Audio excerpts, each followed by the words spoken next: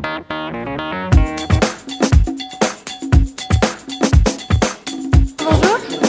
bienvenue. Vous laissez juste vous approcher du bureau pour récupérer votre badge pour la journée.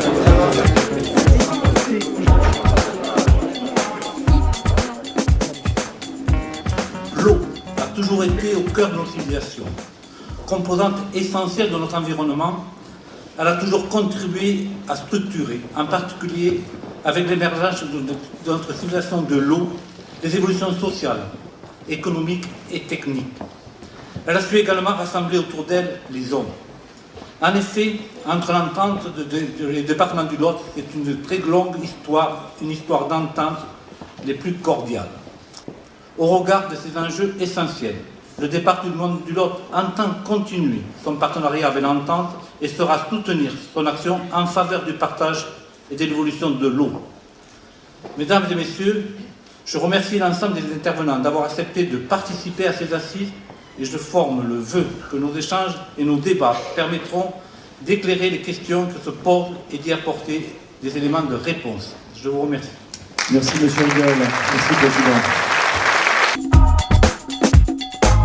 La rivière constitue aussi et plus que jamais un facteur de développement économique, touristique et de loisirs, avec d'abord son statut de rivière baignable, grâce au remarquable travail accompli par l'association L'Entente et de nombreux partenaires pour améliorer la qualité des eaux, avec bien sûr, Serge Régal en a parlé, sa vocation navigable, qui fut et qui demeure un projet structurant pour notre rivière et notre territoire et dont les retombées économiques et en termes d'image sont considérables.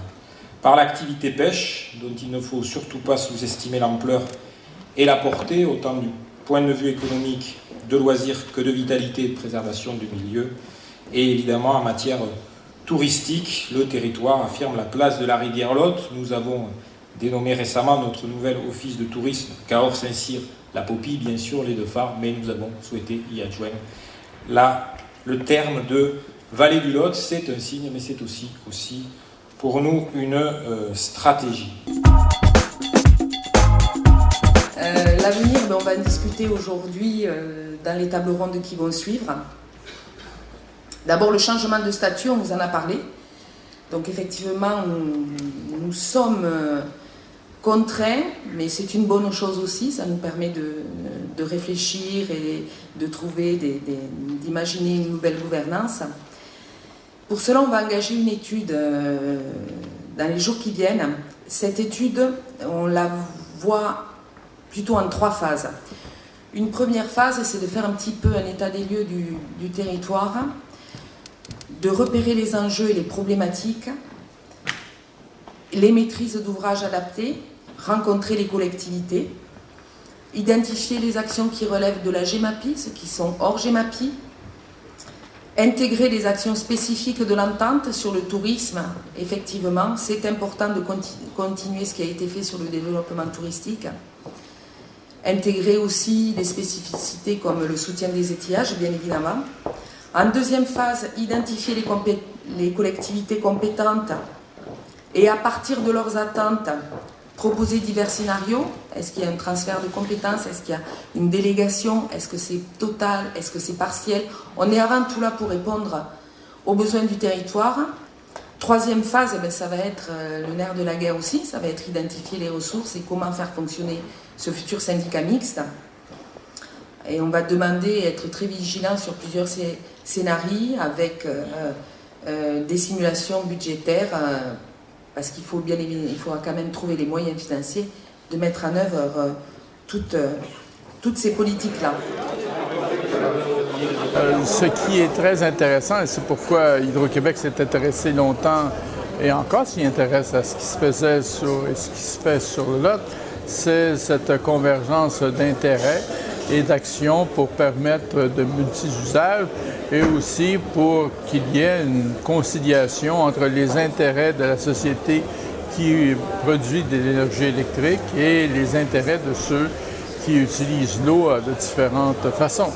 Amis de la Lozère, du Cantal, de l'Aveyron, du Lot et du Lot-et-Garonne, j'ai commencé, vous savez, comme on dit, il faut valer, donc en commençant par les sources du côté du col des Tribes, me semble-t-il. Et ce qui est quand même assez formidable, c'est de voir que cette gestion de l'eau, qui globalement n'intéresse pas les gens, n'intéresse pas les Français, arrive à coordonner des gens qui peuvent avoir des sensibilités politiques différentes, qui sont dans des administrations qui sont différentes, et puisqu'on a un cas de bien commun qui est compris par tout le monde, je veux dire que c'est un régal. Voilà. C'est-à-dire que ce genre de choses, on aimerait que les gens puissent travailler de manière transversale comme ça. Je ne vais pas, une fois de plus, encenser tout, parce qu'on sait très bien qu'il y a quand même des difficultés, mais il n'empêche d'arriver quand même à un état écologique des eaux à peu près 60-62%, c'est extraordinaire. Bon, il y a des gens qui comprennent très bien qu'ils ne sont pas tout seuls au monde, c'est aussi assez extraordinaire. Donc moi je trouve ça tout à fait enthousiasmant. Voilà. Et donc on a un bel exemple de développement, on va dire, soutenable, qui a été mis en place bien avant que l'on parle de ces problèmes d'environnement. Donc vive l'eau comme trait d'union et puis vive la vie, évidemment. Je vais simplement vous donner 3 messages que je retiens de cette journée et de votre action à tous.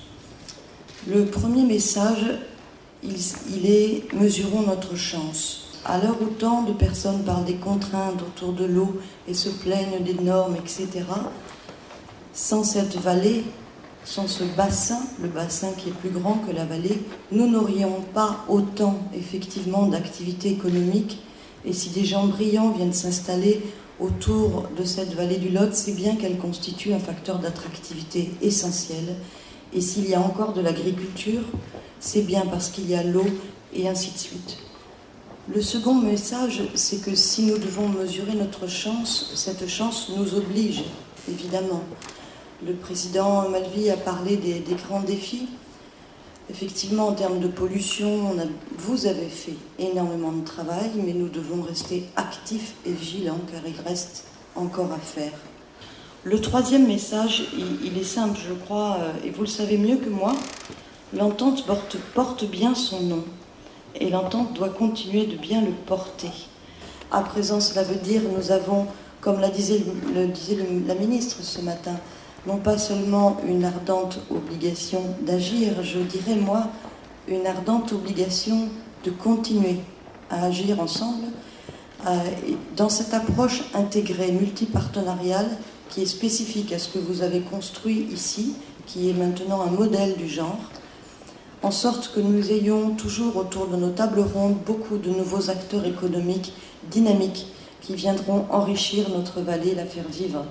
Donc bonne fin de journée à tous et bravo pour tout le travail qui a été fait. Écoutez, l'objet de ces assises, je crois, c'était de repositionner un petit peu les missions de l'entente et quel est l'avenir, puisque la loi NOTRe étant passée par là, c'est vrai qu'on a aujourd'hui une organisation à mettre en place, la création par exemple d'un syndicat mixte qui va être indispensable, ça c'est la partie juridique, et puis l'organisation qui va être mise en place par rapport à la GEMAPI, gestion des milieux aquatiques et prévention des inondations.